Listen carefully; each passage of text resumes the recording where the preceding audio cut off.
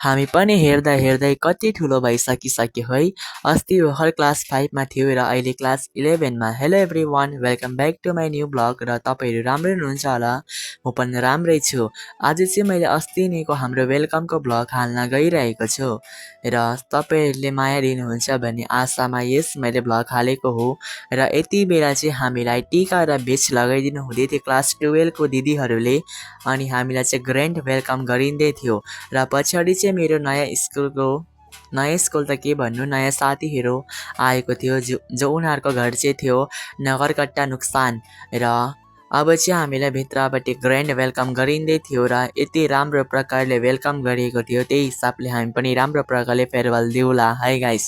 अनि अहिले चाहिँ म क्लास होलमा पनि बसिसकेको थिएँ, अनि यतिखेर चाहिँ सबैजना नै आउँदै थियो। अनि सबैजना आउँदा चाहिँ क्लास 12 को होलले थप्पडीको साथ स्वागत गरिरहेको थियो र सरहरू पनि ताली मार्नु हुँदै थियो। अनि सबैजना नै पसिसकिसकेर चाहिँ हाम्रो प्रोग्राम स्टार्ट हुन लागेको थियो। अनि यति बेला चाहिँ सबैजना पसि पनि सकिसकेको थियो। अब चाहिँ हाम्रो चाहिँ वेलकम हुन लागेको। वेलकम भाषणमा चाहिँ हाम्रो श्री अनुप सरको मिठो भोइस सुनिदिनुहोस् होला है।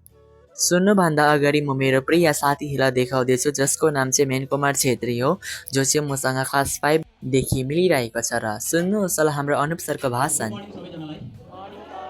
मेरा प्यारा शिक्षक जति साथीहरू हुनुहुन्छ अनि नानीहरू सबैलाई आजको यस कार्यक्रम भन्नुपर्दा 11औं श्रेणीका विद्यार्थीहरूलाई स्वागत गरिने जुन चाहिँ यो स्वागत समारोह छ, त्यसमा म तिमीहरूलाई मेरो तर्फबाट पनि जम्मैलाई नै, अब खालि 11 मात्रै नभन्नु, जम्मैलाई नै हार्दिक स्वागत गर्न चाहन्छु। यो प्रत्येक वर्ष हाम्रो स्कुलमा यो प्रकारको प्रोग्राम भइ नै रहेको छ। विदाउट ब्रेक भन्छु म, आजसम्म ब्रेक भएको छैन। तर बिहान एसेम्ब्लीमा भनेको कुरा फेरि पनि म यहाँ दोहोऱ्याउन चाहन्छु। हामीहरूले क्लास 11 मा आउने नानीहरू प्राय भन्नुपर्दा झन्डै 99% नै हाम्रो स्कुलको नानीहरू हो र सायद उनीहरूलाई स्वागत गर्नु मिल्छ कि मिल्दैन जस्तो हामीलाई अनुभव हुँदैछ। बिदाको जुन चाहिँ समारोह हुन्छ, फेयरवेल प्रोग्राम हुन्छ, त्यो प्रोग्राम चाहिँ हामीले राम्रोसँगले गर्नुपर्ने हो, किनभने हाम्रो स्कुललाई पर्मानेन्टली अब छोडेर जाने हाम्रा कति वर्षदेखिको हामी सँगै बसेका हुन्छौँ, सँगै साथीहरूसँग, साथै हामी शिक्षक वर्गसँग पनि बसेका हुन्छन् नानीहरू, तिनीहरूलाई चाहिँ एउटा विदाई समारोहको रूपमा हामी। अनि यतिखेर चाहिँ हाम्रो सरको भाषण पनि सकिसकेको थियो र यतिखेर चाहिँ क्लास 10 को मलाई यति राम्रो प्रकारको फनी डान्स भएको थियो, जो चाहिँ मैले गाना हाल्न सकिनँ, तर कपिराइट लाग्छ नि त होइन। उनीहरूको डान्स चाहिँ मलाई एकदमै बब्बाल लाग्यो। राजी पनि उनको साथीहरू थियो र उनीहरूको चाहिँ अपने लबरको ढोका दो मुझे भी डार्लिङ मौका दो भनेर नाचिरहेको थियो उनीहरू चाहिँ।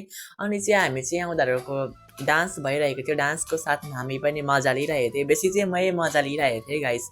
अनि यतिखेर चाहिँ म मेरो अनुहारको यहाँ डन्टी फोर कोट्याउँदै थिएँ होइन। के बोल्छु गाइस, इग्नोर माई भोइस है।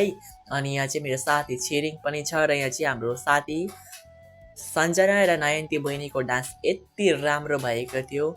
खाबो खाबो से दे दे हिसाब से केटे हैं क्यों मुझे भनेर डान्स गरेको थियो। अनि यतिखेर पनि हामी मजा लिइरहेको थियो र पछाडिपट्टि हाम्रो साथीहरू डान्स गरिरहेको थियो। र सबै प्रोग्रामहरू सकेर हामीले खानासाना पनि खाइसक्यौँ। त्यसको बाद चाहिँ हामी क्लास 11 र क्लास 12 र अन्य स्टुडेन्टहरूले चाहिँ ग्रुप डान्स गरिरहेको थियौँ। र मेरो अस्तिको मिनी ब्लग यति समय सबैलाई बाई बाई है गाइस।